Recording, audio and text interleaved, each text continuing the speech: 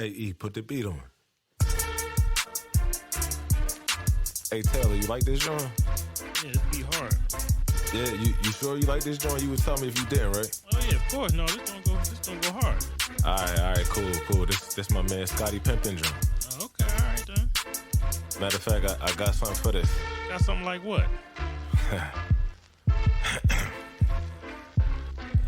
Welcome to the top shelf, where the flavor's so hot, but you will not melt.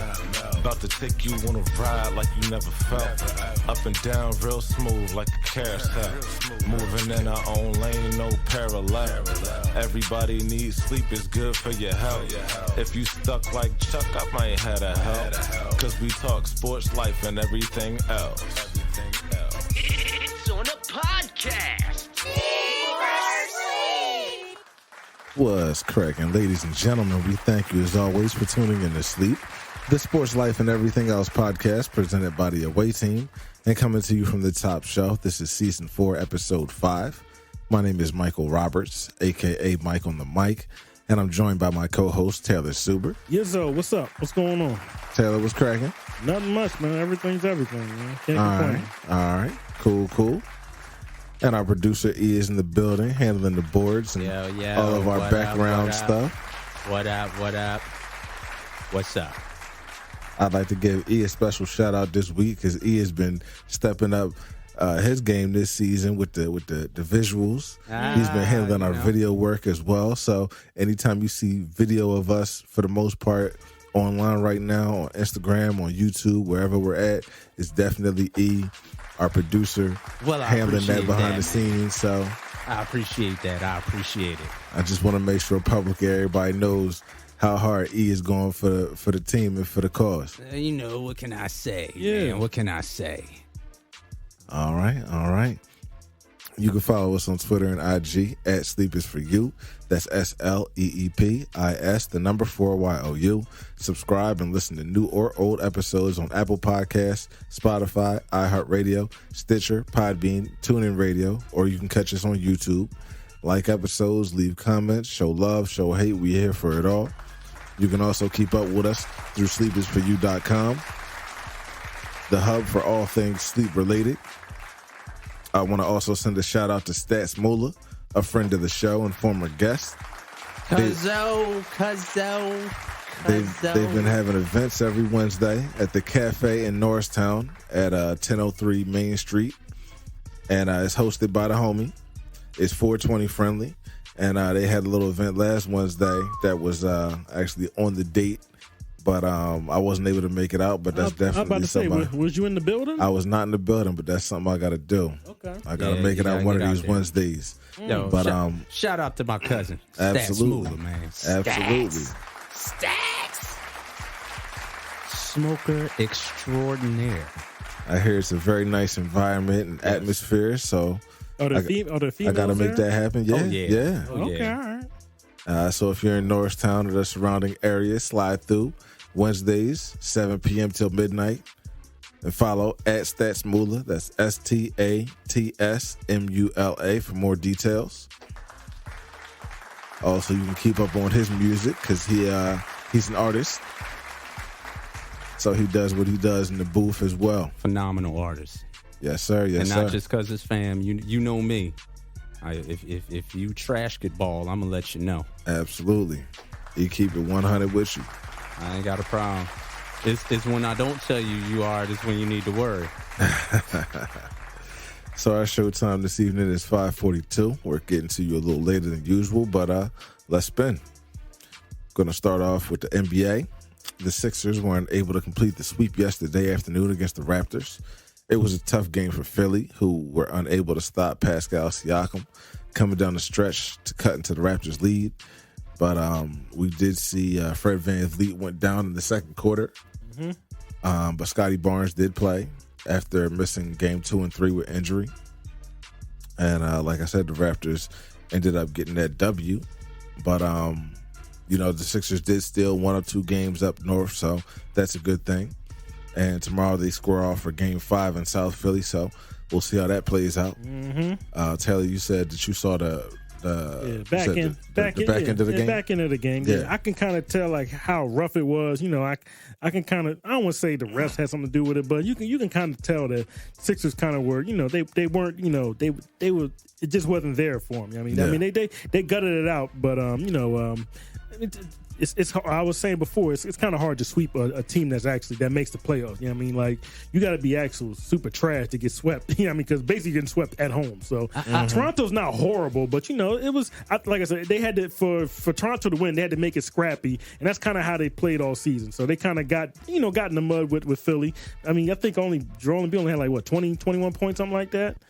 But for like, look that up real quick. Yeah, but he wasn't. He didn't have his normal 35. You know, that thumb. Probably the thumb had something to do with it. You know what? It's something that Harden said in the post game that really, really concerned me, and that's when he goes, you know, we took this, we thought this, we took it lightly.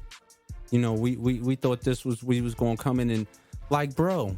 This is the NBA, and you've been playing way too long to sleep on any team in the playoffs. And this makes me question, is this why you have never gotten as far as you've gotten? You know what I mean? Because Harden's a bit of a space cadet, so I wouldn't take anything he says too seriously. But you are right. Like, it's tough to sweep people, but I don't like hearing saying like we took them too light. I just would like to say I would like her to say, you know, they played us tough, and you know what, next game, that's it. Like I don't like hearing saying that we took them too lightly, because that's kind of like exposing yourself. I would have rather them say, you know, salute to them. We came in the game thinking we was going to win, but we took their best punch and they beat us tonight. But that's okay, because in game 5, yeah, I mean, we're gonna hit them with a counterpunch. But saying that too lightly, stuff, that's kind of weird. That's kind of exposing yourself a little. That's bit. Like, I mean, it just makes me, and I could be putting too much into it. It just makes me question you. It just makes me question, like, yo, how long have you have this mentality in the league? Like, and first of all, the playoffs, period. Any team, it can be any day. And I don't know. Well, as you were saying, Taylor Embiid did have 21. Yeah. James Harden had 22. Yeah. Tobias Harris had 15, and Maxey had 11. Yeah. But Pascal Siakam had 34. He had 34. And, Gary Trent Where's the double team? Gary Trent had 24.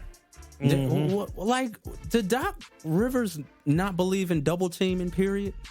I think he was daring. Well, what they've been doing the whole season, the whole series was kind of like, all right, Siakam, you got to shoot to beat us. And he was like, all right, well, then I'm making him this time. So in the first couple games, he wasn't really hitting them, but this game he was. You know what I mean? So, and he's not really a quote-unquote shooter, but he can shoot.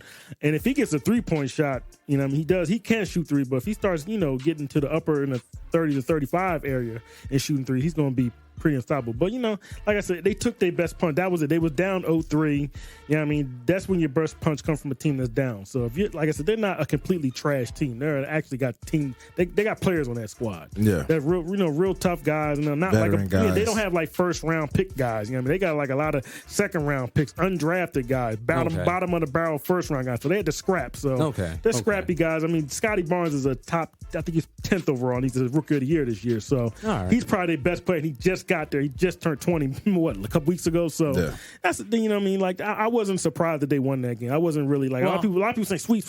It's hard to sweep. It's hard. It's not that easy. I was under the impression that they were depleted and that we were playing a depleted team. Yeah. Like they main people had injuries. Yeah. Well, Thaddeus got hurt that first game, but he played yesterday. Mm-hmm. Scotty Barnes got hurt that first game. He played yesterday. Yeah. Okay. Van Vliet played the first half, but he got hurt, like I said, in the second quarter. Yeah. And then Gary Trent had like an illness either on game 1 and 2. So this was their best shot. I mean, they, like I said, that was their best counterpunch. Like when you back somebody into a corner, they just basically threw a haymaker and it hit. Yeah. You know what I mean? But does that mean they're gonna win the fight? No. You know what I mean? So there's nothing wrong with if you can finish this up on game 5 on Monday, then I mean I wouldn't be mad. Like I said, it's hard to sweep teams. It's hard. It's not that easy. Okay. If it happened more often, then yeah, but it doesn't really happen. There's always at least 5 games. They call it a gentleman's sweep at 5 games. So I ain't mad. I saw how they was playing and I was like, this might not be the day. If they'd have played that game at 7:00 that night, it may have been a different game. So they always seem those afternoon games. Yeah. maybe as soon as the Toronto got like, no, let's go. We ready right now. Whereas Philly was like, yeah, I mean, we gonna get. No, they was ready. So I can't hate on Toronto. Like I said, they took their best punch in them 3 games, and now they countered. So now it's time for they got to finish them off. Yeah, man, absolutely. So that game be tomorrow evening on Monday, right? Yep. Okay, I got you. So by the time this comes out, either the game will be going on or it might be over. But salute to the Sixers and good luck tomorrow. Do your thing, get that W, and get a couple of days rest before the next round, because it looks like as far as the next round, they will be squaring off with either Miami or Atlanta. Yeah, that's right now 2-1. Miami's up 2-1. That's at least a 5-gamer right there. Yeah, Miami had a couple of injuries. I saw Kyle Lowry went down. So we're going to see how that ends up playing out. They play tonight, actually. Play tonight or they play tomorrow? They play tonight at 7. Okay, all right, then. Like I said, if the Sixers clean up everything on Monday, then they'll get at least 5 games off if they can clean it up. Because I think Miami, they're going to get, they like to start them all around the same time. So we'll see. Okay.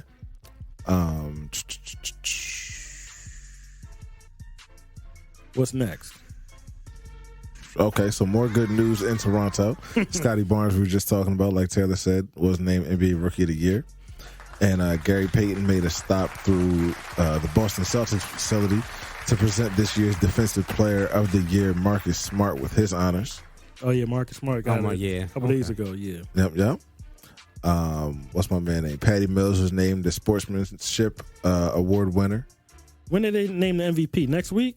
I'm pretty sure they do, because they always do the MVP last. MVP and like the coach, they do the coach of the year, yeah. And then MVP, and then like I think they didn't do most improved player in 6-man yet, did they? They did do 6-man. For real? Let me see. 6-man was today? Yeah, 6-man is Tyler Hero. Hey, I must that was last week. Last week. Yep. Pardon me, y'all. I'm kind of slow. That's what's up. Okay. All right. And the most improved player has not been announced yet. Okay, all right. So it might be next improved next, then maybe coach, then MVP is last, I guess. Yep. Something like that. All right, then. Yep. Yeah, I think they 3 for 3 on those. Scotty Barnes played the most games. He started damn near every game. He averaged close to maybe 15, 16 points a game. I think he was a little bit better than what's his name? Cunningham? Cade Cunningham, yeah. Yeah, Cade Cunningham missed some at the beginning, then played, then had like a little bit of a bad stretch, and he didn't play. But Scotty Barnes' team made the playoffs. So I think that was they were right. You know what? According to the voting, Evan Mobley was actually higher than Cade Cunningham. Evan Mobley's team made the play in. Yeah, was second. Yeah, they were actually they were like 5th or 6th at one point in the playoffs. Yeah, and then he got hurt in the last couple weeks. Was probably why they gave it to Scotty. Like I said, Scotty Barnes played damn near every game. Yeah. Speaking of the Celtics and Marcus Smart, they're on the verge of sweeping the Brooklyn Nets and advance to the second round. I didn't see that. I thought they was going to be a little more competitive. And they're most likely going to end up meeting the defending champion Milwaukee Bucks. They don't have no rebounding. Like, nobody on that team rebounds. Talking about Brooklyn? Yeah, like no one. Like, there was a lot of times where KD and whoever was putting up shots, and Boston was just, oh, thank you. Like, there was no, like, I'm not talking about, like, there's no competition. Like, it was all green jerseys around the ball. Yeah. Like, soon as they shot, they were running back because it's like they didn't even. Sound like a place where Big Ben was supposed to be. That's where he would be. He would be playing. He ain't playing point. He would be playing like the center because they have no rebounding. Like, they give Drummond maybe 10 minutes a game. Yeah. Seth is worn out. Kyrie is going through the Ramadan thing, so he's not really eating during the day. So he's pretty much he's kind of running on fumes. Nobody want to see the Nets. Don't nobody want to see the Nets first round. And the Nets are looking bad right now. Looking bad right now. Not. Phew, Lord have mercy. No, none of the celebrities on the sideline helped him. Aaron Judge with the flat top looking crazy. Mary J. Blige was in the stands yesterday. Yeah, Mary J. Blige. Yeah, she was next. She was sitting next to Chewbacca. Oh, my bad.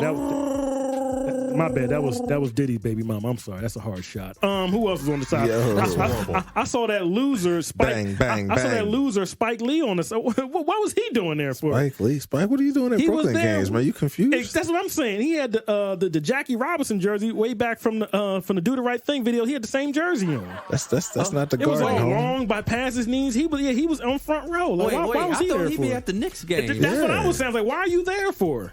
They weren't showing him, but he was there. I saw him. They showed him like in passing. I thought, why are you there for, bro? Spike, you jumping ship? That was weird, man. I didn't like if you're gonna be there, be like up in the skybox or in the back. He was on front, like where Mary J was at. You got that little, that little box, and then right the next set of seats, he was right there. Yeah, looking like a weirdo. I was like, who was that little short ant keep standing with the Jackie Robinson jersey? And it was him. Oh my gosh! Dang. And then you had my man Ben Simmons up there dressed like Krusty the Clown. I mean, what is? It was bad. I mean, I felt. Not that I felt bad. Like Brooklyn is an embarrassment, man. They're an embarrassment. Yeah, that's a letdown. Like the Lakers not making the playoffs. That wasn't really that big of a deal. Hold up, but Brooklyn getting about to get swept out. If they do get swept out, oh my goodness. You couldn't give him Homie the Clown. You had to give him Krusty. No, Krusty was orange, and he didn't have no red on. Remember, Krusty had Homie the Clown had the yellow and the red. Yeah, Ben had on it was like. Orange, yellow, it's Krusty the Clown. It just gave me Krusty the Clown Simpson vibe. Yeah, he didn't have no red on. Terrible. And he had like maybe 4 or 5 different colors on. He looked crazy. And ain't grabbed one rebound. He didn't do nothing. Sat on the bench. And he sat in the middle of the bench. Like he usually sit towards it, and he was in the middle. So you right there, I can see you. Yeah. Dressed like a bag of 9-liters, man. Get out of here, man. Yeah.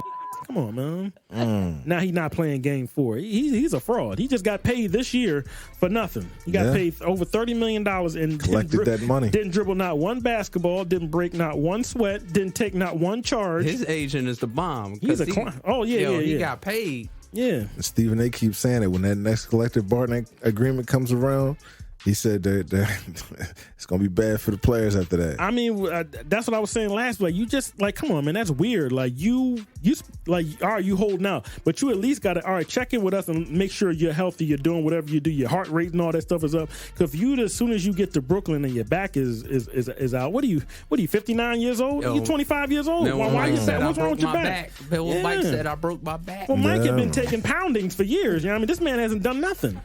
You was just sitting there. You wasn't doing nothing. Remember, he didn't play since June. Yeah. So what were you doing from July, August, September, October, November, December, January, February? You get traded, and then now you're back. Like, what were you doing? You weren't doing nothing. You could tell he wasn't training. Yeah, he was getting every day, and he tired. And he ain't got no stamina. When you getting that noodle every day and getting paid, but you ain't playing. Like, honestly, have you ever skipped school?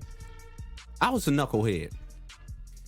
And if you ever skip school, a lot of people don't go back to school, not because embarrassed, you just literally get lazy enough where you don't want to go back. Mm-hmm. Yeah. And I believe that this season that he never intended to play. I don't think he wants to play basketball. I don't think he loves basketball. Like a lot, you can tell. Jason Tatum, he loves basketball. Jaylen Brown loves basketball. Love to play ball. Yes, sir. Seth Curry, I come off the bench. I love basketball. Yeah, my foot may be 85. I love basketball. Ugly Draymond Green, he's ugly and he's halfway hurt. He's out there balling, sweating, scoring 4 points a game, but he loves basketball. 4 points, he'll get 6 rebounds, 8 assists. He's not like a big time scorer, but he's out there playing basketball. Luka Doncic had a calf injury. I'm playing. Came back, had 30 yesterday. Exactly. Even though they lost to the Jazz. But they want to play basketball. Yeah. You know what I mean? I don't understand him. He just sat. He basically sat and didn't do nothing, and now he can't. He's a clown, man, with a back injury. It'd be different. He had a torn knee muscle, something like that. He's a clown. Goofball. With back injuries, you get some treatment. That's why I call him Krusty the Clown. You know what I'm saying? You should be able to tough that out, especially since you have not, like you said, played all season. I would have went out there and played, and then you know what? Damn, my back. I'd have did some stuff. I'd have played 2 or 3 games and then grab my back. You don't even get on the court. Dog, I just been like, no, I'm playing. Yeah, don't even. I don't care what these doctors say. I'm going out there and I need to play basketball. I love this game. This game has given me $30 million that I don't deserve, but I got it, and I want to go out here and play. For him to be sitting on that bench, to be there in public, looking all smiling, cheesing. I don't know. He's a clown. Clapping. Maybe we sound like some real haters. Maybe that's what we sound like to people that got money. Nah, man. I mean, I'm a he getting 30 and he ain't doing nothing. Nah, he deserves hate. Yeah. I'm at this particular moment, he welcomes the hate because he put himself in this situation. Yeah. He could be playing right now. He could have played during the end of the season. What were you doing? What were you doing for those 5 or 6 idle months? You wasn't doing nothing? He got traded in February. Yeah, so what were you doing? Like I said, what were you doing through the summers and the fall and the winter? Sir. You weren't. What were you doing? As soon as he started to play, oh, my back hurts. That means to me that you don't want to play basketball. That's all it is to me. Nobody's fooled. Yeah, he tried the back injury with the Sixers and they said, no, that back is fine, brother. You gonna play? Oh, mental health. Okay, then we're gonna start docking that pay. Exactly. Right, you know what? We're gonna start finding you. Let's not spend another yellow second on him. Yeah, we're gonna keep it moving.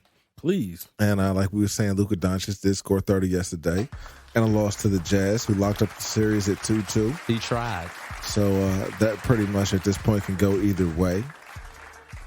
And a lot of people, not a lot of people, but a good amount of people are at this point kind of counting out the Jazz, thinking that their run is kind of over because if they end up getting bounced in the first round, when they've been a perennial contender for the past few seasons, and that's just not a good look for their situation. You can only keep things together for so long before it starts getting broken up. Yeah, so. they talking about that coach might be taking the job out in L.A. maybe. Well, they want him. I don't know if he wants them, but Quinn Snyder. Yeah, they want L.A. wants Quinn Snyder. Yeah, okay, supposedly. All right. Well, getting out of direct NBA conversation, we're going to move into toss-up. And our toss-up topic today is going to center around two guys who squared off yesterday and are playing in the first round of these playoffs, representing the Boston Celtics and the Brooklyn Nets. We have Jason Tatum and Kevin Durant. It was stated by Paul Pierce after yesterday's game that we may be seeing the emergence of Jason Tatum and him surpassing Kevin Durant as the best player in the NBA right now.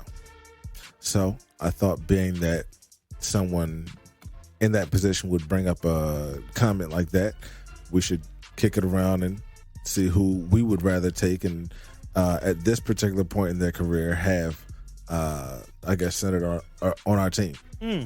So, Taylor, would you rather be in the position of the Brooklyn Nets with Kevin Durant or in the position of the Boston Celtics with Jason Tatum? I like Jason Tatum. He's a baller. Yesterday I saw him playing both sides of the floor. He was playing offense and defense. KD, he's been one of my favorites over the last 10 plus years. I just like his demeanor. I just like how he keeps that same face. He barks back with people. I like how he gets it in. I like how he left a team that was actually good and went to a better team and won a ring. I don't have no problem with that, being selfish and wanting to win a ring. I don't have no problem with that. But right now, I'm always going to take the younger guy. I'm going to take Jason Tatum. They can win a championship this year because the way the East is opened up right now, it's kind of like them and the Sixers. You know what I mean? I don't know what's going to go on with the Bucks with Chris Middleton down, and like you said, Miami. You got a couple people hurt down there with Lowry and Bam Adebayo. Am I saying Adebayo? Yep, Adebayo. So it's clear, and they just got Reggie Williams back. Who had the meniscus injury. He's back. He's kind of come off the bench, and Al Horford's played pretty good defense. What's his name? Devin White. He didn't even do anything yesterday. He barely did anything. So they went with Pritchard, who had a couple buckets off the bench. So their team is pretty deep, man. But I like Tatum. Tatum, they were describe him as Carmelo Anthony. I kind of know why, because they got the same size and build, but he's nice, man. The defense he plays, and then just coming down, just hitting the threes. He's a problem, yeah. So right now, probably I will go with Tatum because I know I can depend on him. I like KD, but KD's body's kind of breaking down a little bit. He's kind of he looked washed yesterday. He was balling yesterday, but he only had like maybe 16, 18. He didn't really do too much yesterday. So, and he's got the Achilles injury, and then he had the knee and the calf and it's like a hamstring. It's like he's got the bottom part of his body's kind of breaking down a little bit. And he's only about 33 years old, and I think Jason Tatum will be either 24 or 25. So Tatum's my guy. Okay, well, I'm gonna jump for KD, and I'm gonna say that KD still is holding down that top spot. Unfortunately, yesterday was not the best representation of that. But everybody has off games, players mess up too. So I think he can bounce back and he can pull it together. Like you said, he is 33 years old, but KD during the regular season averaged 29.9 points per game, which was in top 5 in the league. And during the postseason, unfortunately, he's only averaging 22 points, so he's going through a little bit of a slump right now. But they're doing a good. Every time he gets the ball, somebody's flashing out on him. Like they do a really good job. But Udoka's a really good coach. Yeah, it's not just the Nia Long's baby daddy. It's not just a representation of KD as a player. It's also a representation of the defense that Boston is showing him and putting in front of him. Mm-hmm. But I think KD can still cook with the best of them, and he can still hold down that top spot and hold off that young cat just a little bit longer. Now, if Tatum messes around and the Celtics get a ring this year, then we might have to revisit that conversation, and I'm going to say that Tatum surpassed him. KD's balling, man. At least for the moment, I can't give up that spot for KD yet. I got to rep for the homie. I hate to go back to business. Where does he see himself fitting on that team? I saw KD bring up the ball. I saw Kyrie bring up the ball. Ben's not bringing up the ball. He's probably not going to touch the ball. So KD is still that guy that can run from top to the bottom and get you a bucket or make a pass. Well, you know what? Maybe we answered our question right there, because he's not going to be able to bring up the ball. Yeah. That's why he's playing. And he's having all these phantom injuries and he's going down. I think I told you this on the phone a couple months ago, or maybe I was talking to my friend. He watched the team. He said, "Yo, I don't think I'm gonna play for this team." Yeah, I don't know how I'm gonna fit with these guys. I'm not gonna be running point on this team. And our head coach is a former point guard. Exactly. He was a pulling trigger 30-foot shooter, like kind of like Steph was. Mm-hmm. I don't know. All right, well, we're going to get out of NBA discussion and we're going to move into a very little bit of NFL talk, just because there's been very light news in the past week or so leading up to the draft, which is this Thursday. But it was announced that there will be 3 NFL games this year for Christmas. All right. For the first time ever. Wow. So there's a little present for everybody. Sometimes they have games on Christmas, but they don't necessarily all the time do that. The NBA usually has 5 games. The chokehold on Christmas. Your head's going to fall off. But 3 NFL games and 5 NBA basketball games. Your head's going to fall off. It's going to be a lot going on. Mm-hmm. Merry Christmas. Exactly. And since we're talking NFL, we're going to get into our first edition of Top 5 for this week, and that's going to be our Top 5 NFL drafts. Yes. So I tried to keep mine fairly recent, just as far as to the time when I was actually watching drafts. You know, I didn't go back to the 80s and the 70s with people that I'd never seen and don't know. But back when the draft was like 15 rounds. Yeah. And what wasn't it, like a day? Wasn't there a point in time when the draft was like a day or two? It would start at 12 and it'd be done at 5, yeah. Yeah. Can you imagine? You can't even imagine that. They stretched the draft out for 3 days. It used to be done in one day on a Saturday afternoon. Now the draft is 3 days. Back in the day, I think way back there, it was at like the Ritz-Carlton in the hotel. Listen, the ads wasn't as important as they are today. Oh, they make so much money off of it now. If they find something they can make money off of, they're gonna exploit it. So once they found out that people like the draft, they said we're gonna make it a 3-day extravaganza. We're gonna have performances, and then we're gonna go to places every different year, and then I think at least 4 channels broadcasted. Like back in the day, it was just ESPN. That was it. This was before NFL Network was even invented. It would just be on ESPN. You would get a couple of guys, and after those guys leave, you'll get a couple of other B Squad guys, and they would just talk about 6 or 7 round draft picks, the ones that they knew. Yeah. But it's a production right now, and they got people announcing the pick throughout the whole draft. Got fans coming in announcing picks, got guests coming in, former players. You know what I mean? Grandmama, the oldest woman in the world. Uncle Spanky, all them. Everybody. The oldest living Dallas Cowboys fan. Punters from the Colts. The oldest Tuskegee Airmen. They'll bring you out to announce somebody from the alumni from the school, whoever this person getting drafted, that they be out there. It's crazy, man. Unbelievable. Yeah, they turned it into a big thing. And gonna have the music.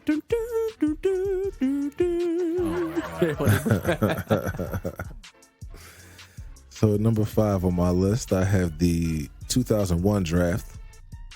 And I really only need to say one name when we're talking about that draft, and that's Michael Vick. Coming out of Virginia Tech, he was the shiny thing that everybody wanted. But the Falcons ended up having the first pick in that draft, and they took him. Yeah. And he exploded onto the scene. But you also had LaDainian Tomlinson, who played with the Chargers. Drew Brees, who was taken by the Chargers. Reggie Wayne, taken by the Colts. Richard Seymour, who played with the Patriots, Santana Moss. And in the first round, the Eagles took. That was in 2001, right? Yeah. And who did they take in the 2001 draft? Wide receiver. Wide receiver? Ooh, man. Was it, it's Freddie Snitchell. Freddie Mitchell. Yeah. That draft, they skipped on Chad Ocho. They skipped on Reggie Wayne. Yep. Reggie Wayne went 27. He went 21. Yep. I think Moss went early. Went before him. Yeah, before. But that back end draft, they missed on. Moss. They missed on like at least 4 receivers. Chad Ochocinco went early in the second round. Wayne went later on, and then there's another receiver too that went in that draft too. I think T.J. Houshmandzadeh went like in the 7th round. That's okay. He was better than Freddie Mitchell. We gonna get back to Eagles misses later in my list. So number 4. That was a hard miss. I have the 2000 draft, which we should all remember because Courtney Brown and LeVar Arrington went 1 and 2 from Penn State. That was a big deal locally. Peter Work was also drafted a wide receiver out of Florida State. He's to dead. Cincinnati. I think he's dead. Oh no, R.I.P. Peter Work. He might That's be the out case. of here. Yeah, I'll check while you're talking. Jamal Lewis was drafted by the Baltimore Ravens. Plaxico Burress was drafted. Mr. Shoot Myself in the Leg himself. Who? Plaxico Burress. Plaxico Burress. Yeah, he wasn't in that At the draft. club. Yeah. How you go to jail for shooting yourself? Why you got a cocked safety Glock? Ain't no like, safety on that joint. I'm like Chris Tucker. You got to be a stupid motherfucker. Like, how dumb are you, man? That was crazy. Man. Dumb. Brian But he can run Urlacher. that football, though. He can run that football. Yeah, he could catch that football. He got himself a ring with the Giants. Yeah. Excuse me, I just accidentally hit the mic because I was scratching my chest. But Brian Urlacher was also taken in that draft. We had the hype around Ron Dane, Sean Alexander. And in the 5th round, Dante Hall, Adelius Thomas in the 6th round.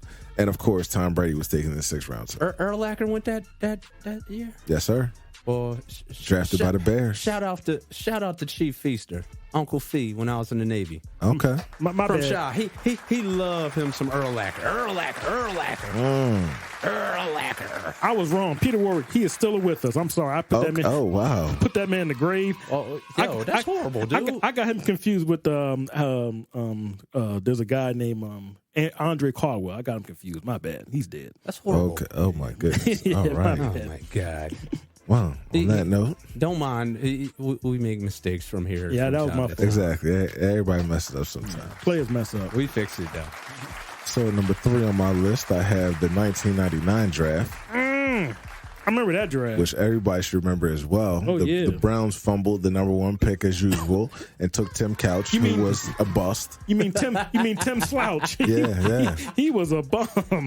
I think his first 2 games was good, and he was trash after that, yo. The Eagles let down almost the entire city of Philadelphia by passing on Ricky Williams and taking Donovan McNabb. Nah, they made the right pick. Which back then I wasn't mad at. Yeah, they made it right. I don't like Donovan McNabb, but they made it. You got to go with a quarter. If a quarterback can help, a quarterback have a long career. Yeah. Ricky Williams was a even back then he was a little weird, and then he proved that he was weird. Yep. Not a bad player, but he was just a little bit weird. Yeah. You've also got Edgerrin James, who was taken in that draft.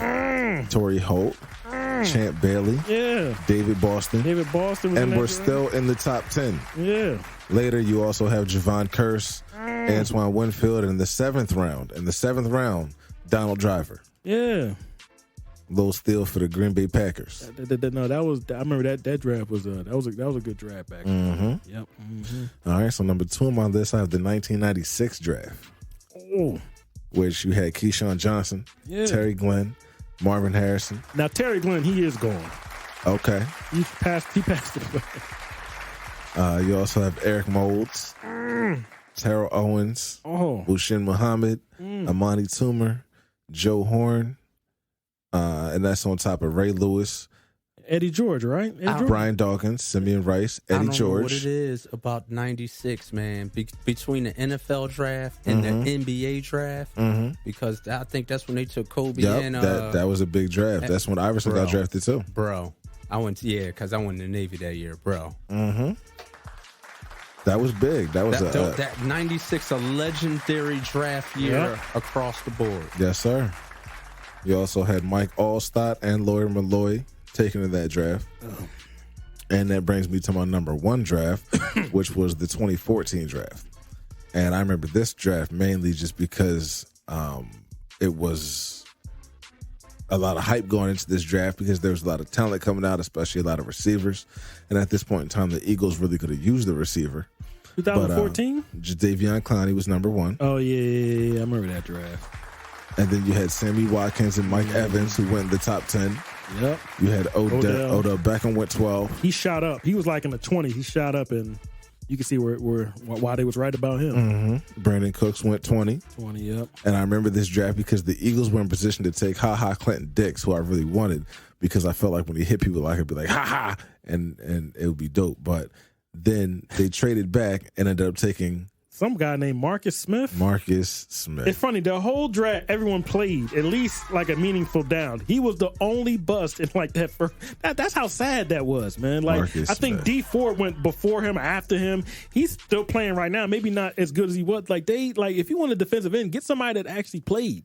That was weird, man. They did, and it was funny when they picked him. They said Marcus Smith. You could hear the papers rustle in the background. They trying to figure out who he was. And then Mel Cop, he had a lie. Oh yeah. They got to hype everybody. Oh yeah, he's pretty good. I had him in the 3rd round, but there's good value right there. So that's Mel Cop right there. Every time he said that's good value, that means that's how you know you reached. That's like saying that they have a good personality. That's code. That's code. When he says that, he's capping.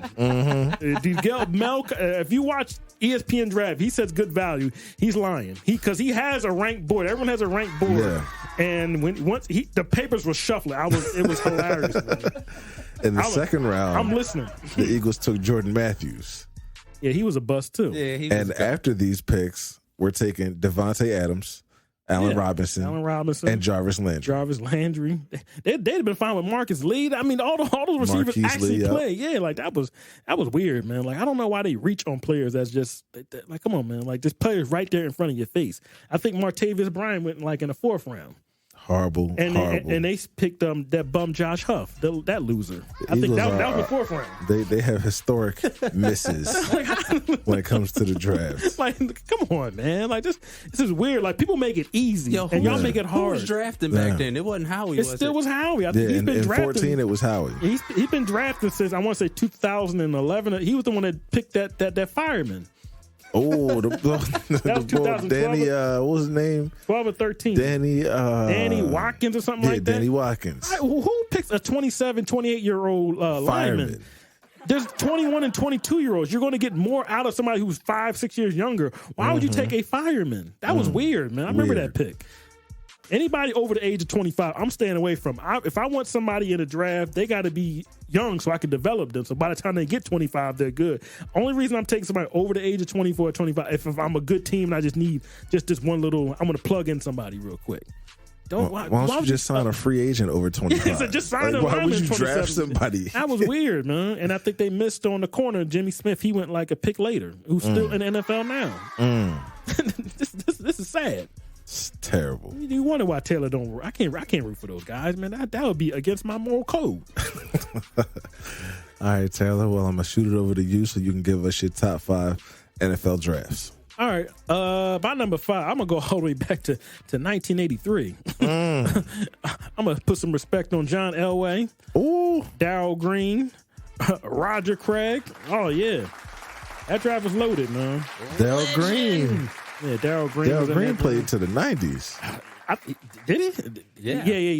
The corner from Washington. We used to play Madden. He would just always be there at 41, 42, 43 years old. Like he was always fast. He was always fast. Yeah, you got Richard Dent in the 7th round. Okay, Hall of Famer.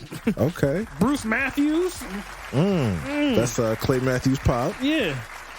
Dave Dorson, I think he played for the Eagles. Henry Ellert, I mean, that draft was loaded, yeah. Okay. So Darryl Talley for the Bills, you know what I mean? The other Kurt Warner, the running back from Penn State. Yeah, so that was a loaded draft back in what's that? Back in 83. Back in 83, the year before I was born. Yeah, Taylor took it back. The year my sister was born, man. There Salute you to go. Tiffany. Yeah, 1983, the Love NFL you, baby. draft. Let me see. My number 4. Number 4. Yeah, number 4. I went with the '96 draft too, man. Ray Lewis and Eddie George. Okay. That was a solid draft. You named pretty much damn everybody I was gonna name, and I couldn't leave that out of my list. So that's in my list too. 1996 draft.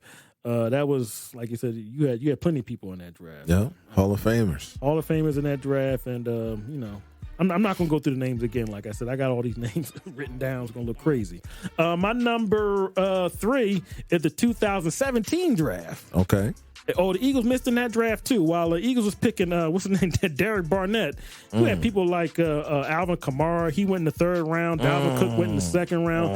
Patrick Mahomes was actually drafted in that draft. Deshaun Watson was in that draft. That draft was loaded, folks. Ladies and gentlemen, 2017. That was Lord have mercy.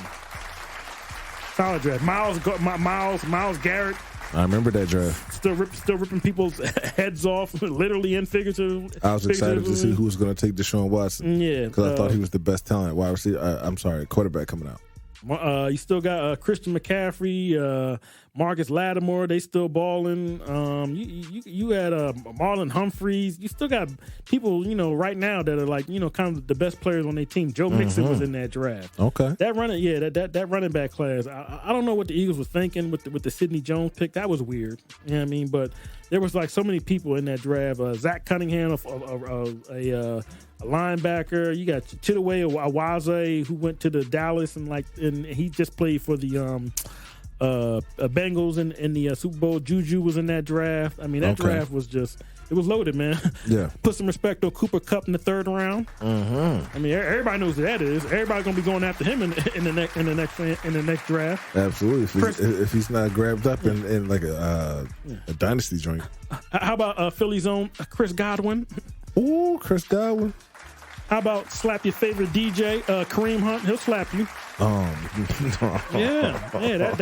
That draft was loaded. Kenny Galladay was in that draft. More on DJs later in the show. Yeah. What's my man's name? Trey Hendricks, the linebacker / pass rusher. That draft was loaded, man. Yeah. So that 2017 draft, which was not even 5-6 years ago. That was a draft. I think that draft was that draft in Philly? I think it was 2017. Probably, yeah. I think so. Yeah, that was a draft in Philly. Yeah, so Eagles whiffed on that draft. I mean, they stay whiffing on draft. That's just what they do. All right. Terrible. Number what number? Number 2. Number 2. Number 2. We'll go with I'll go with the 1999 draft. Okay. Did you say 1999 draft already? Or did you said 2001 draft? Yeah, I did say that. Yes, I'm going to go with the 99 draft. My bad. So I did say 99 draft, you too. Did 90? That was my number 3. Oh, okay. All right. Well, then, I guess we doubled down on 99, the 99 draft. Then. Okay. Yeah. That's all right. They say great minds think alike. I just looked at the list and I was just like, damn, you got Champ Bailey and Andrew James, one of my favorite players. I mean, Dante Culpepper was in that draft. He was a pretty good player before he got hurt. So, Torrey Holt. Torrey Holt was in that draft. ESPN's own Damian Woody. Okay, yeah. He was in that draft. Another ESPN-ite, Booger McFarland. He was in that draft. Okay. Javon Curse. Yeah. You had a lot of people. Antoine Winfield Sr., he was up in there. Yeah, you're right. Yeah. That draft was loaded, man. Yeah, so the 1999. Oh, how about this name? Marty Booker. Ooh, Marty Booker. I think he's like the 6th or 7th round. Brandon Stokely. And Philly's own, the fullback, Cecil Martin. How about that? Okay. Cecil Martin. But my number 1 draft is going to be the 2005 draft. Lord have mercy, man. I was just looking at the draft. I was like, there's a lot of ballers in this draft, man. 2005 draft. I mean, Aaron Rodgers. He went like late 1st round. Alex Smith. I mean, salute to the Auburn running backs, Ronnie Brown and Cadillac Williams. Cadillac Williams. Don't get no better if your name is Cadillac. You that.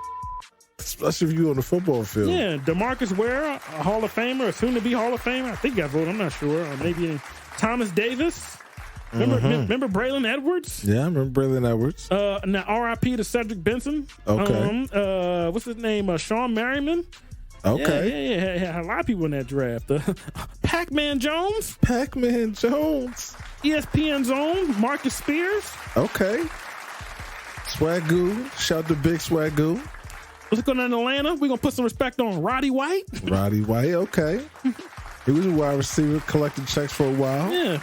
We'll put some respect on Jason Campbell, the quarterback. He was okay. Okay, I remember Jason Campbell, light skin, played for Washington for a while. Yeah. We'll put some respect on Logan Mankins, who was, blocking for Tom Brady for all those years. Mm-hmm. Yeah. How about Marion the Barbarian, the running back? Yeah. Marion the Barbarian Barber. Marion Barber, yeah. Yeah, that draft was loaded, man.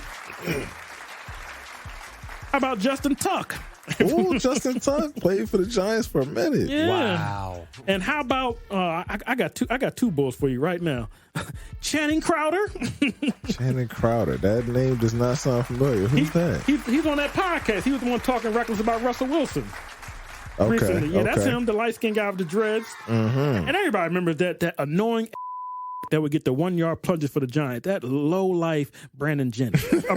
I'm sorry, Brandon Jacobs. Oh, you couldn't stand it. Number 27, when he came in, he was getting, what he was doing. Wait, why he got to be a low life? Because he was always like, he never would do nothing in between the 20s, but as soon as he get down to the 1 yard, 2 yard, here comes a big 6'4", 250-pound running back, just running people over. So he the Robert Horry of the NFL. Yeah, just a vulture, a touchdown vulture, what we call him in the fantasy football, just vulturing Tiki Barber's touchdowns. And what's the other one there? Ma Bradshaw. He was on that team for about 9-10 years, just stealing touchdowns. Because he was 6'4", 250 pounds. Never had 1,000-yard season. Just always just 400 yards and 8 touchdowns or 12 touchdowns. That's all he was, man. But he's got 2 Super Bowl rings. So Brandon Jacobs. Yeah, Brandon Jacobs, man. Yeah, so that's my number. I remember that 2005 draft. I remember that was like one of the first ones I watched like entirely. Yeah. And I remember Aaron Rodgers was supposed to go. Him and Alex Smith would go like 1 and 2. And it went Alex Smith went 1. The next thing you know, you didn't hear about Aaron Rodgers' name until like the back end. He had this crazy look on his face. He had the frost. He was in the green room. He had the frosted tips. He was in the building. Mikey, he had the frosted tips though. Come on. Well, he was from Cali. He's a West Coast guy. He was looking crazy, you know what I mean? But I think he remembered that and he said, you know what? F these people, you know what I mean? So he went out there and did his thing, you know what I mean? So yeah, the 2005 NFL draft, that's one of those ones I remember very, very, very, very well. Absolutely. Frosted tips. Yeah, he had the frosted tips, man.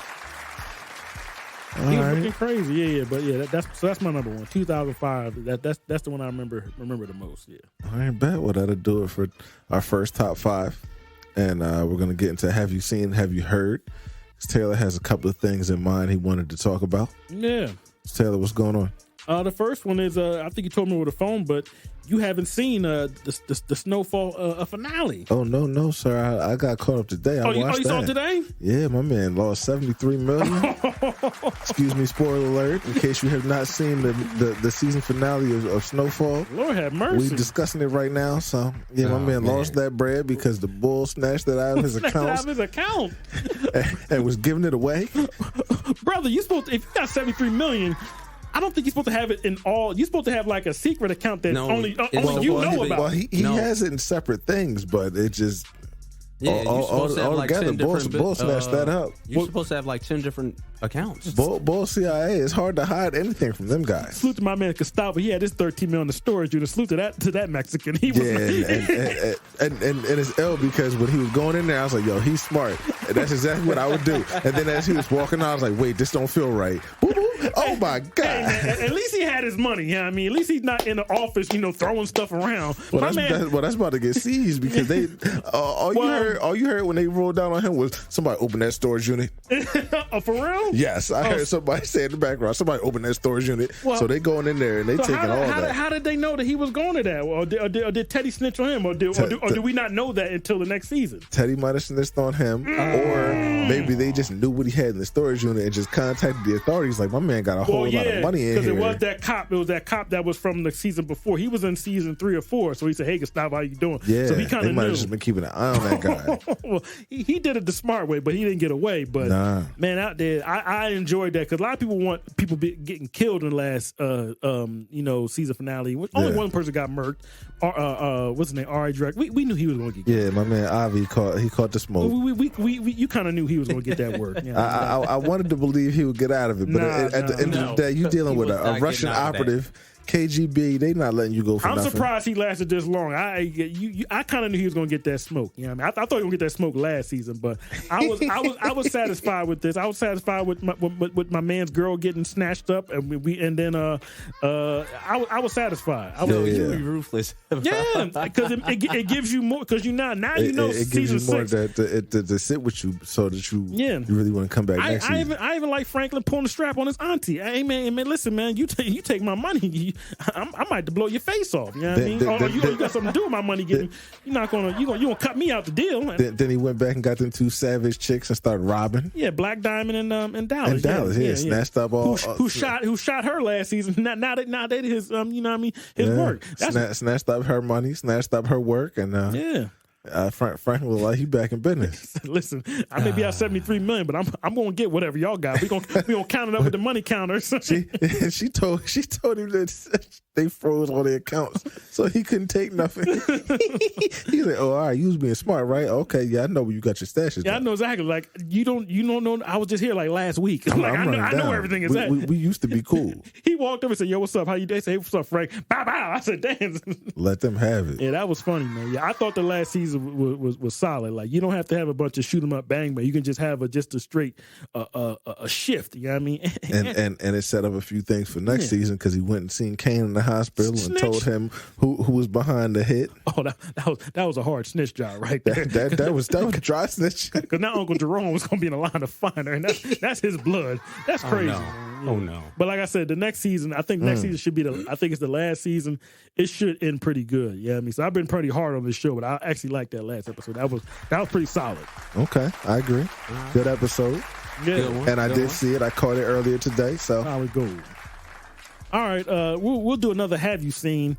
Has anybody seen the new Batman movie? I have not seen that. Man, I heard it's long. It's 3 hours long. Yeah. Max streams horrible.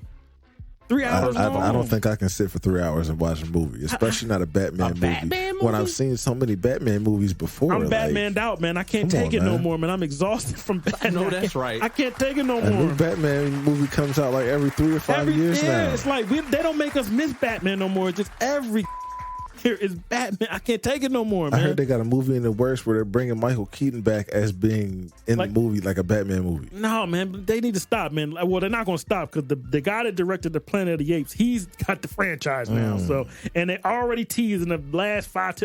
I don't give a damn. I'm spoiled. They got somebody chuckling in Arkham Asylum. Who you think's chuckling in Arkham Asylum? That's another Joker. So it's just like, come on. It's like y'all bringing keep reviving the same villains every time. Like Batman had a lot of villains. Where's Clayface at? Exactly. Where's all? He had all these villains, and they don't even talk about him no at more. all. Man. This is crazy, man. He had to have at least 20 to 25. Oh, where's the Croc was in the other movie, right? He was in the Suicide Squad movies, right? Yeah. Like get me some more villains. I don't want to see the same villains over and over and over again. All y'all gotta do is go back to the Adventures of Batman, the cartoon, see how many different villains they were. They can go to the comic book and just pull somebody out. Yeah, like y'all man. keep recycling the same people. I don't know. I'm not saying it was trash, but it's just like I just need a break, man. Just give me 5 years off, man. I don't have no hate for what's his name, Robbie Pattinson. Because this is a young Batman. So he's young, so he's not even staffed. So when he's jumping out on the subway and he sees a bunch of thugs, they say, "Who are you?" So it's at the beginning of his career. But I'm getting tired of this, man. It's like y'all need to take a break, man. This is getting ridiculous, man. We're not doing trivia this week, but I have a trivia question for you. How many Batmans in our lifetime can you name? I can name Batmans? Michael Keaton, Val Kilmer. One. Two. What's my man named? George Clooney was 1. 3. What's his name? Christian Bale. 4. And he just had Ben Affleck. Ben Affleck. Yep. 5. And then we have whatever his name is now, Robbie Pattinson. Yep. Yeah, all 6. these, Okay. all the film ones. Yeah, Cool. I'm not old enough for Adam West back in the day with the tight suits. Yeah. Pow and bang. I'm not old enough for that shit. It's crazy, man. Colin Farrell was the Penguin. Oh, it was.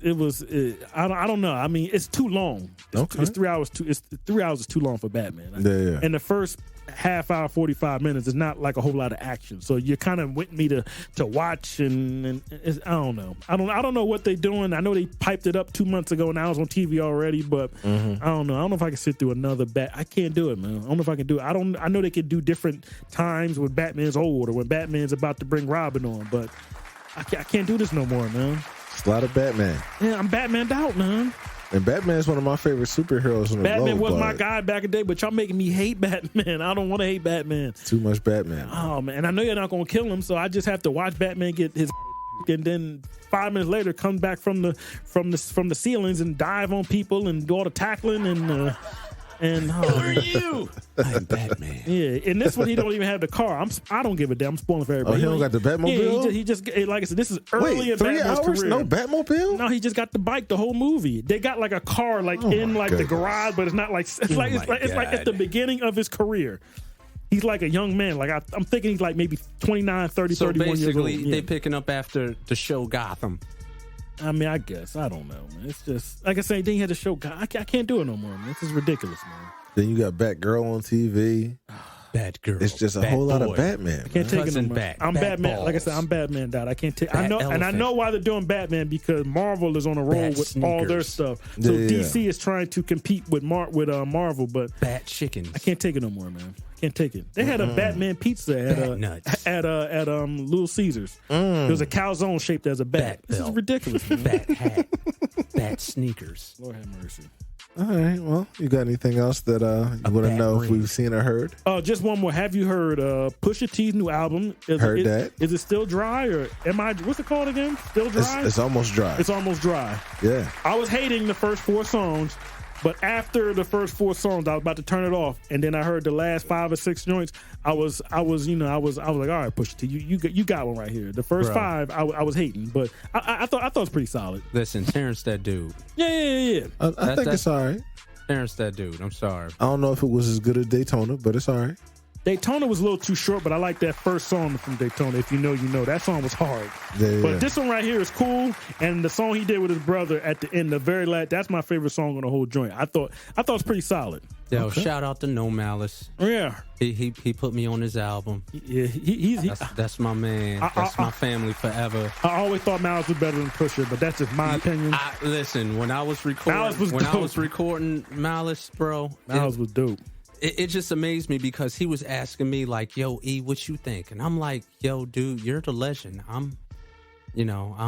I appreciate it, but but I gave my opinion and he took it, and it was great. He's never spit a whack bar. He one of the few rappers that never spit a whack bar. I promise you, might be him and Jadakiss, maybe like 4. Like he's like every time I heard him spit, like it's always been like, oh, all right then. See, I'm telling you from experience, he will do it over and over and over and over until it is exactly what he wanted to be. Yeah, I know a lot of people was always had eyes on Pusha T. I'm not saying he's horrible, but I just always thought Miles was just. I thought he was dope, man.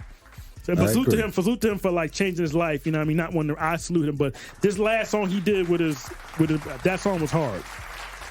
And he sounded just like himself. He hasn't changed his cadence. It was that was one of the songs that impressed me on that track. So yeah, Taylor wanted to hate, but I couldn't.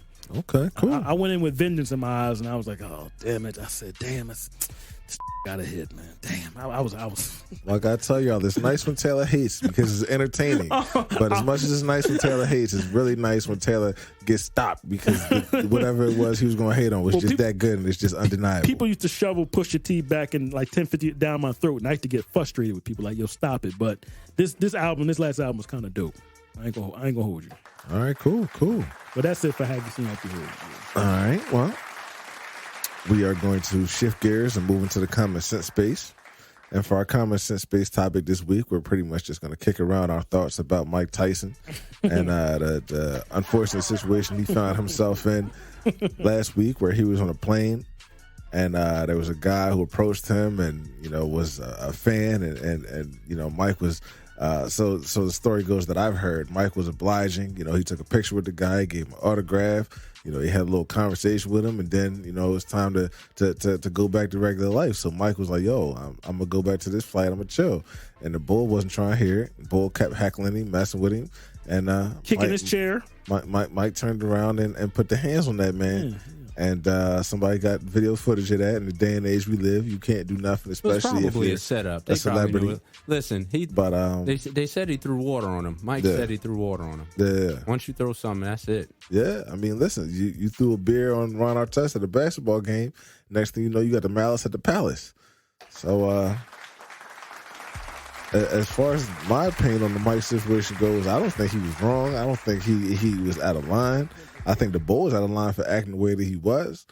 Because, you know, just because you know who I am and I'm a celebrity and I'm, you know, this and that to you, first of or all, whatever, that don't mean you got to get out of control and out of pocket. When you meet me, you gotta relax and keep it together. It's nothing worse than a grown man that eats another grown man. Just like, dude, he's the champ and he's the greatest. Like, Mike is always going to be the greatest to me. But he's a human being. He just happened to be very good at something that you're not. Okay, he's a well-tuned athletic machine, and you're a regular person. But at the end of the day, he's a human. Like, yo, all right, he was gracious enough to do what he did. I know some celebrities, they won't even give you the time of the day. He gave you the time of the day. Talk to the hand. Mike's a good dude. You know, Mike's trying to do positive things with his life right now. You know, Mike got the Hot Boxing podcast, and you know, he's out here moving and shaking, and got his theme park, I guess it is, coming soon, and outside of Vegas. But Bull just wanted to take his kindness for weakness and think it was sweet. Or like he said, maybe it was a setup and they was just trying to do it for, I don't know.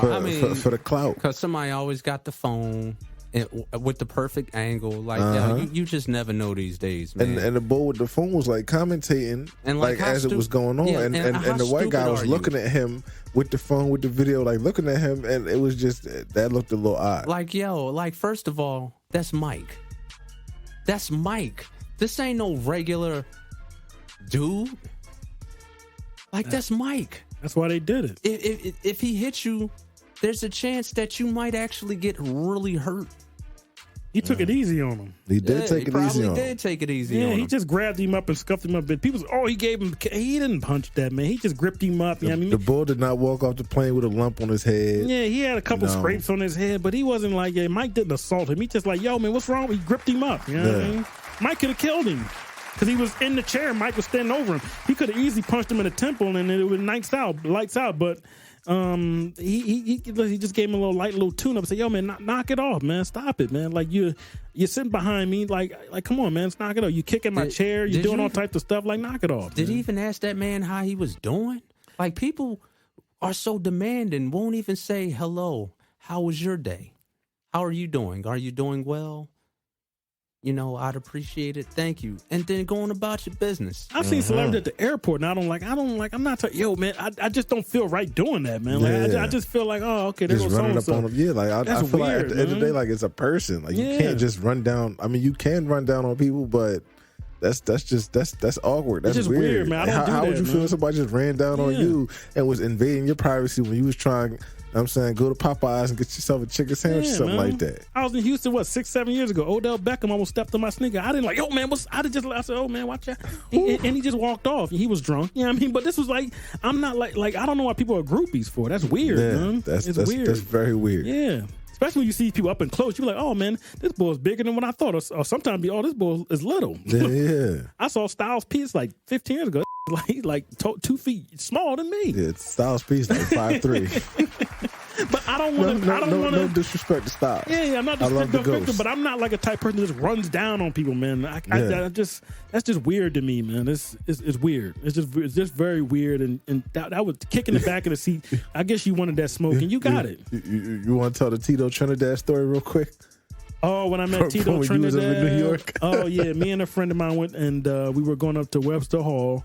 and it was late. It was late night, so we got there and it was late. It was me, him, and I think 2 female. So when we drove up, I was like, oh, there's Tito. Like the thing is with me, I can point people out. Like there's people I've seen, and I was like, oh, there's so and so. You was with me the one time we saw Skino years ago. You like for real? Yeah, we saw Skino at Parks Casino. You know what I mean? So I saw Tito. I said, there go Tito Trinidad right there. My friend like, yo, that's not him. That's not him. I said, yo, there's Tito Trinidad right there. I'm not lying. He said, yo, man, what the F you talking about? That's not Tito. I said, look, I said, yo, man, who you talking to?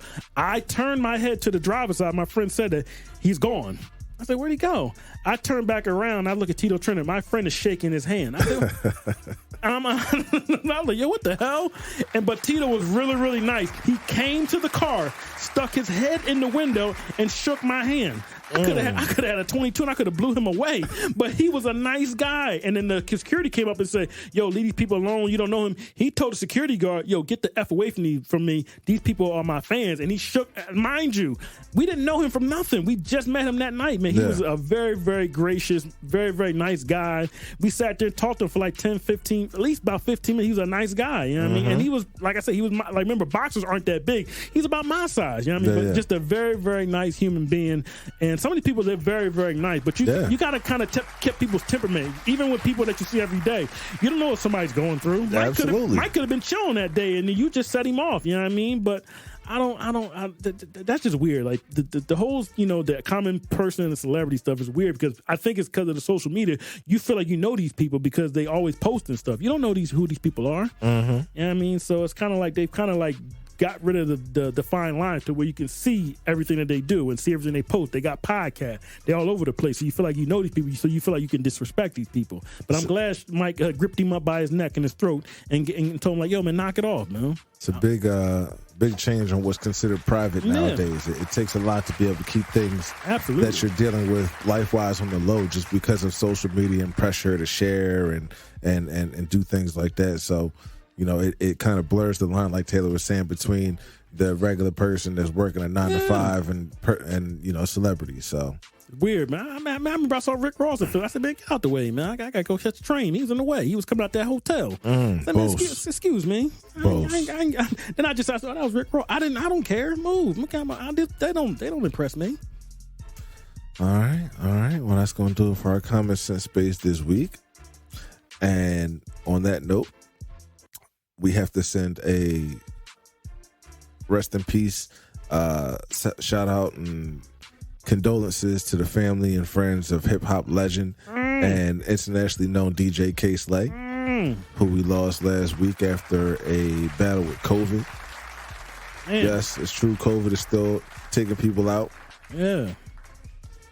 So I'm pretty sure he. I don't know what I'm pretty sure he probably has some other ailments, and the COVID just some underlying complications. And COVID I'm glad that no one's like putting his business out there. But that's probably what it was. And, But that's crazy because he has been sick for a long time. I think something similar happened. I think didn't Bismarck catch COVID, and after a while he was sick, and all of a sudden he just passed away. Yeah, so Fred the Godson got taken out by COVID. Yeah, he was sick for a while too. Yeah, so that's a hurt piece for Case. Like K.S.L.E.E.P was that guy, man. Yeah, started off as a graffiti guy, and then started DJing and did a little bid, but got out and became one of the well-known DJs in New York. Yeah, so salute to him. Sir. The Drama King. Yeah, and in honor of the Drama King, we're gonna dedicate our second top 5 to top 5 DJs. So I'll start with my list as usual. And at number 5, I'm gonna keep it local, Philly. And salute to this man because he's been doing it for years and he's been hanging in there and looks like he's showing no signs of stopping, but it's DJ Doc B. Every time I hear him on the radio and it goes, go Doc, go Doc. Yo, I love it. He puts in that work and he's been entertaining the people of Philadelphia for years now. So salute to you and keep doing what you're doing. Number 4 on my list is Don Cannon. One half of the Affiliates. And he's been transitioning from not transitioning, but he transitioned from actual DJing to a little more hosting on the mixtapes and stuff like that. I don't know if he was still DJing in his personal life because I don't know that man. But as far as what he was doing in the industry, I really respected and appreciated it. And that brings me into my number 3 guy, who's the other half of the affiliates, DJ Drama. Oh, Germantown. Yeah, he's another local guy. Yeah. Went down to Atlanta and, really put his foot down, put his Mac down, and came out with the Gangsta Grills mixtapes, which are a big staple in the hip-hop culture right now. And, so Drama is a pretty legendary figure. Salute to Drama for starting the Meek Mill and Drake beef. Salute that. Giving out reference tracks. Talking about Drama. Thank you for feeding the YouTube algorithm for that. That was crazy. Exposing people. So number 2 on my list, I'm gonna bring it to a guy who's from New York and put one of my favorite rappers into the game, and that's DJ Khloe. He is very much responsible for the career of Fabulous. Illuminati. And them Khloe tapes back in the day were something serious, and I feel like it was big to get on them Khloe tapes. Yo. Khloe! Desert Storm! He did used to talk over the beat a good amount, but, Do remember.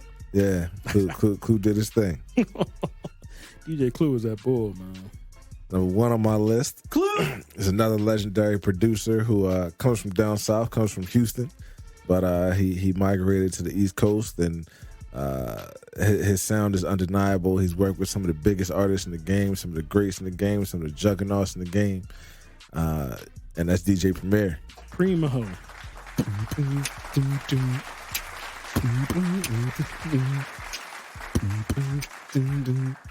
I said eeny, meeny, miny, mo. Absolutely, man. Salute to DJ Premier. Been in the game for a long time, since the early 90s, maybe late 80s. And Primo is still going hard, still putting in work, still making very exclusive, very dope beats for artists. Still making music. And that's going to do it for my top 5 DJs. But I do have a couple honorable mentions I'm going to get to after Taylor does his list. So, Taylor, what you got? All right, so my number 5, I got to start with the ladies. I had a crush on this girl for years. I think she has a baby with Nick Anderson. Taylor's always in somebody's business. We're going to put some respect on DJ Spinderella from Salt and Pepper. Oh, Lord have mercy. I'm talking about the latest one now, the one that got kicked out the group. You know what I mean? Spinderella's unfortunately no longer in the group. There's like 3 of them, but she's the one that I remember as a kid, and she's fine as hell. She always had that short hairstyle back in the day. I mean, but now I think she still DJs parties and stuff like that. But yeah, Taylor was if it was her, if it was her and Queen Latifah back in the day, Taylor would probably have lost his mind. You know what I mean? But I was a big fan of DJ Spinderella. I always thought she was fine as hell when I was a little ass kid. So she's definitely got to make my list. Okay. Number 4, we're going to say R.I.P. to my man Jam Master Jay, man. Jam Master Jay. One of the first, you know what I mean? Run DMC. Yeah, man. JMJ, I mean, of course, he was influential with starting Onyx, you know what I mean?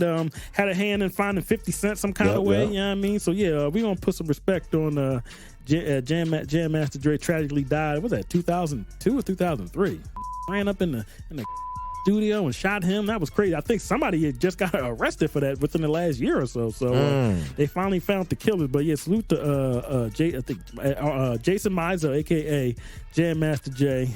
I mean, just when I used to hear the Run DMC back in the day, how they would just let him make bad mean, and good. Like, I just used to love his mix. And I remember I watched him, I think, on MTV one time. He was getting it in, man. You know what I mean? So we're all going to put respect on Jam Master Jay. Absolutely.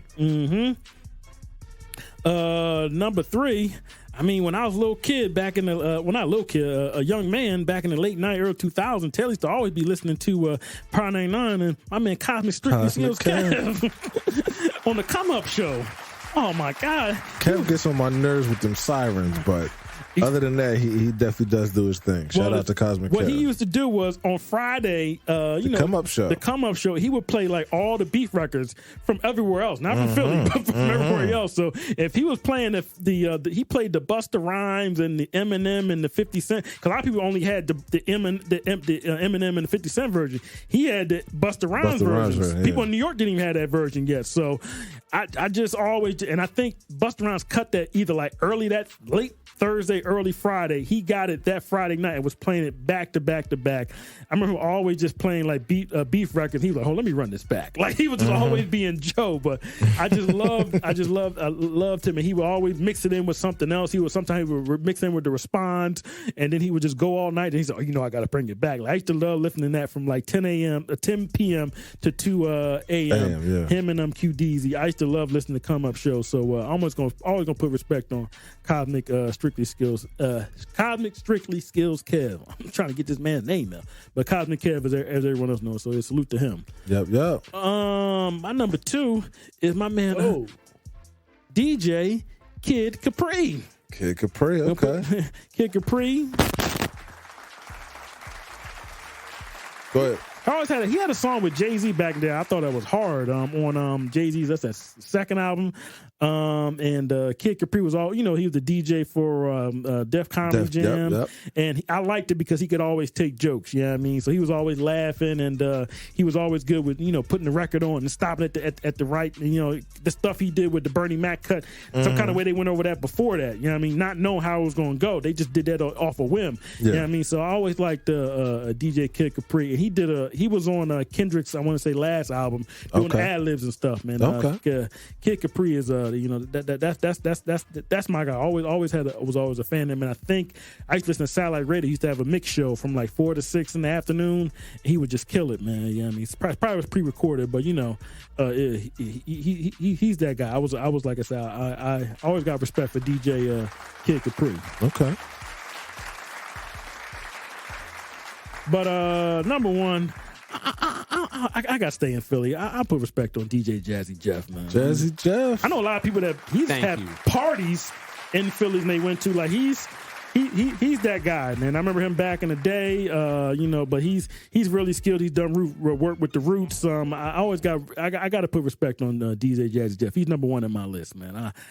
But he's a pioneer. You know what I mean? I just saw him on the internet. I think he was doing an interview with somebody about sneakers. Like I just like Jazzy Jeff, man. Just a good guy. And of course he transitioned with Will Smith. They was on TV together, and on the I like how Will Smith brought him on the show with him on the Fresh Prince. You know, he didn't have to do that. He could have been like, no, this is all me. But he brought Jazzy Jeff with him, and so salute to DJ Jazzy Jeff from Philly. He's my number 1 DJ of all time. You know what I mean? Okay, bad. That's my guy, man. DJ Jazzy Jeff. All right, cool.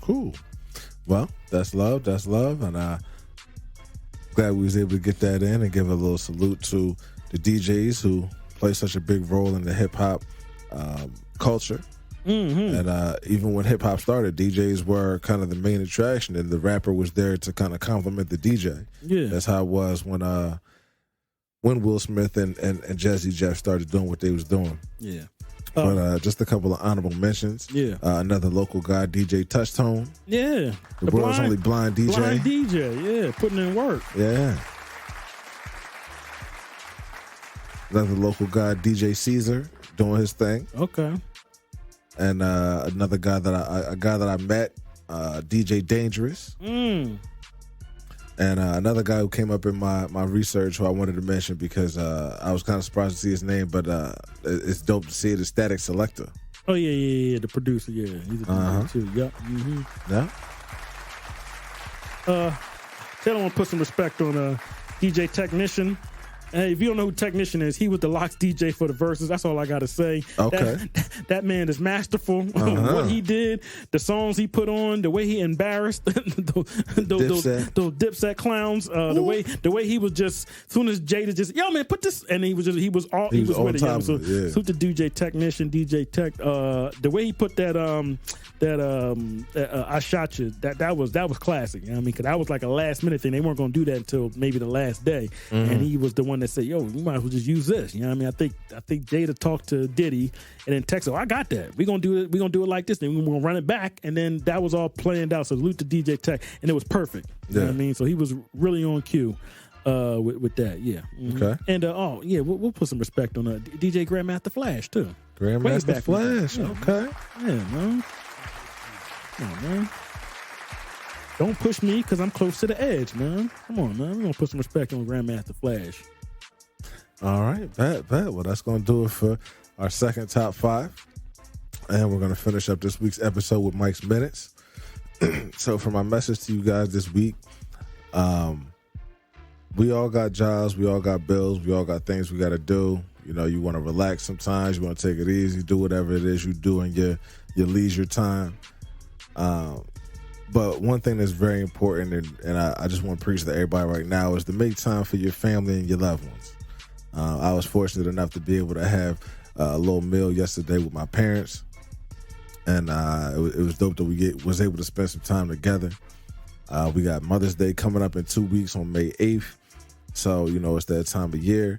And unfortunately, everybody's not blessed with family that really wants to see them succeed and pushes them and you know shows their love in what you would consider like a conventional way.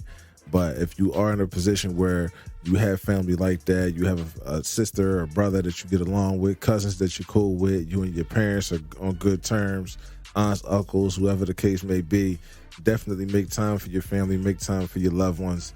Because in this crazy world, in this hectic world, you never know when something's going to happen and somebody's not going to be here anymore, or, you know, something's going to happen and life is just so fragile. You never know how it's going to go.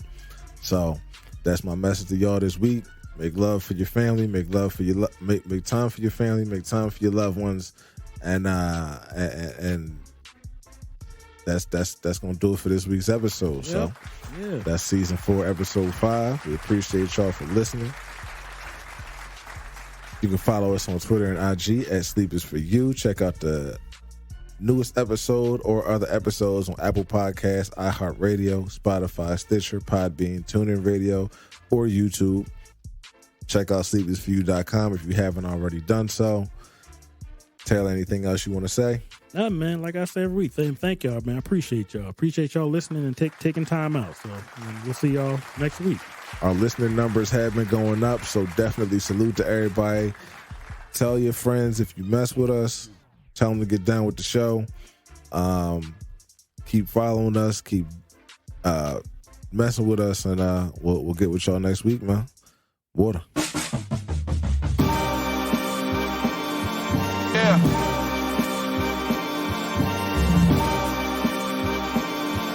We back.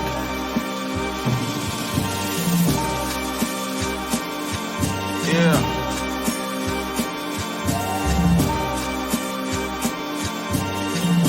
The GP will see you now. Look, free to return to that emo rap. Ain't no kilo stash. Augusta's son had to reload that. Daddy gone, but his legacy strong. How do you figure? I too thought I'd be dead, all things considered, but I'm living, thriving and growing, fighting opponents that I'm with it.